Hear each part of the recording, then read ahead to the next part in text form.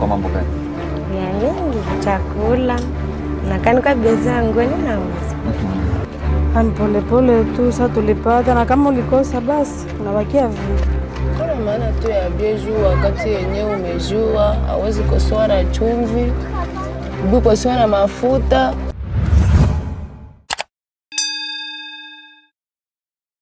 Estimés téléspectateurs, bonjour. C'est un plaisir de vous retrouver dans ce 4e numéro de votre club d'entrepreneurs. Club d'entrepreneurs est une émission de Kivu Morning Post qui donne la parole à toutes ces personnes qui entreprennent dans le but de pouvoir changer les quotidiens de la province du Nord Kivu, mais aussi de la République démocratique du Congo.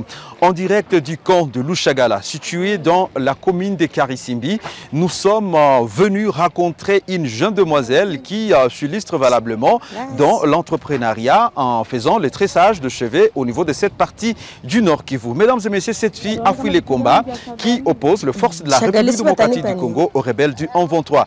Qu'est-ce qui aurait poussé cette fille à entreprendre dans ce secteur et qu'est-ce que ce travail contribue à sa vie au niveau de ces camps? Mesdames et messieurs, la suite, c'est dans un instant. Je vous invite donc, mesdames et messieurs, à découvrir notre invité du jour et vous allez voir ce qu'il est en train de faire au niveau de ces camps de Lushagala. Dada jambo.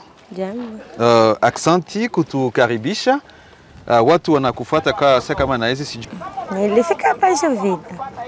Ulikuwa naishi zamani nafasi gani? Sasa kinyo ulikuwa naishi. Na leo tunakuona hapa uko na mama hapa, sijui ni kazi gani ambayo unakuwa ukifanya? Nina sukari. Ni tangu wakati gani ulianza hii kazi ya kusuka? Nilianza zamani. Na hii kazi inaendelea hapa namna gani hapa kwenye kambi ya Lushagala? Unapata ba client? Hapa ninasuka kule chini ndio napata wateja hapa. Na mtu kumsuka na roba ngapi hivi? Sasa hivi. Hivi ni 15,000. 15,000 francs. Na hiyo 15,000 francs uko Maria? Uko na watoto ngapi? Sina watoto. Au ya zala. Na hiyo pesa wakati unaifanya na kusaidia kwa mambo gani? Ya mingi, chakula. Na kanuka biashara ngoni nauza. Na kuna kwa siku ama kwa juma unaweza kuwasuka watu wangapi? Juma? Hata 4. Ni kusema kubaidi unapata 60,000 francs kwa semaine. Basi wote watakia tu ni vya hivi hata vingine. Unasuka modeli gani na gani? Zote, mkono moja, mkono mbili, vyote. Na bei ni ngapi kwa sababu kwa mkono moja bei ni ngapi? Mkono mwanzo ni 1500. 1500. Na usiku unaweza kusuka mkono moja ngapi? Hata 5. 5. Donc ndio unapata ma 7000 wala ma 10000 francs kwa siku. Lakini wakati tunafika hapa kwenye kambi ya Lushagala, badada mingi bako wanasema kazi haipatikani. Wewe ulitumia mbinu gani, strategy gani ulitumia porque leo hii kazi yenyewe unafanya iko reality hapa kuko? Mai kama unajua sukabia ndio unapata wakili, kama unajua sukabia upate wakili. Na siku moja hauwazake kuformer wengine badada porque nabo basiko banashinda mkiwanja. Wanajua kuna mwana. Wanajua tufundika vya bure. Na wazake siku moja kufundisha wale wengine bakwesa wewe. Na abapatikanake ndio. Bapatikanake. Na wale badada wengine wenye mapendi makazi unaweza kubambia nini sai? Wale wengine wanapendake kazi sawa bakutafuta makuta unaweza kubambia nini? Wenye bako hapa kukaa Lushagala. Basi kama wapende makuta. Mai pale ni ajue kazi ndio maana ana vya kufanya. Na wale wenye wapendi tumika unabambia nini? Hawa wakwetu na kiatu. Okay. Pia tunaendelea na kipindi hiki ambacho ni Club d'entrepreneurs ambao mnafuata kunako Kivu Morning Post.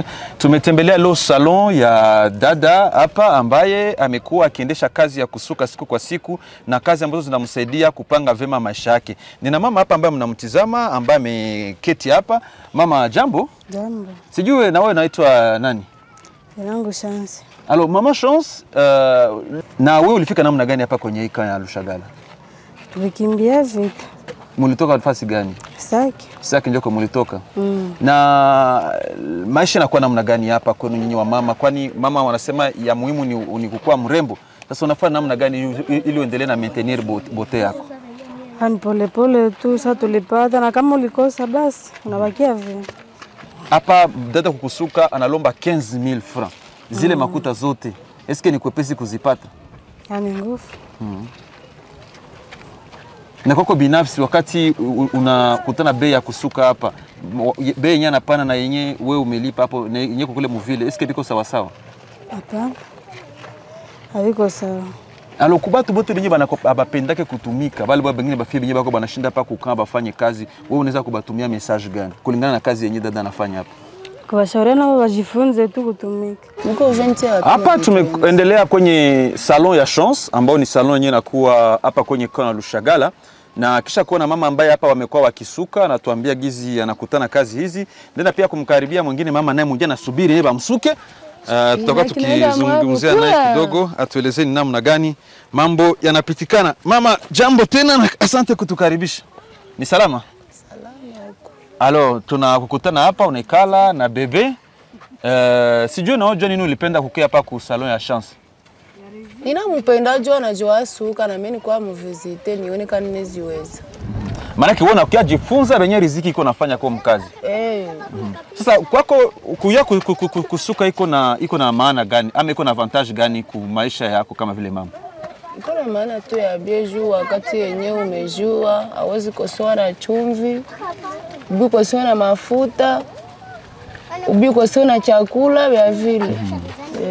Na hapa mnaishi namna gani kwenye kaya ya Lushagala hapa? Sasa vile wewe vile kama vile mama ambao unakuwa na watoto. Basi tunaishi tu kwa mateso.